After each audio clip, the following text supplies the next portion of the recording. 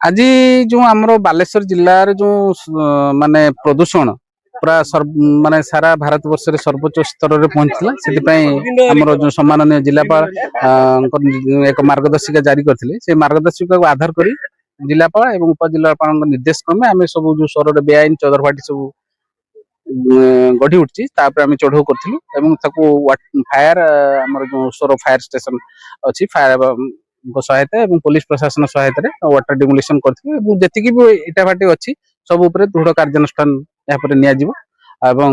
mines department को steel and mines को जनईचु से जो आमर खनिज अधिकारी अच्छा से जो लघु खनिज पदार्थ मान सॉइल सब रखिंट पेनाल्टी रियलाइजेशन करा भाव में आम सब आज आम जो बंधसाई अंचल स्टार्ट करूँ पानी जेहेतु आम पाखे गोटे सोर जो फायर स्टेशन पाखे 3000 लिटर स्टोरेज टांगी थी तेणु आम ऑपरेशन को आज राति है नेक्स्ट वीक रे पुणी आम जिला प्रशासन निर्देश क्रमे आम आगे सब चिमिनी भाटी रिपोर्ट जाइए जॉइंट इनक्वारी रिपोर्ट होता आमर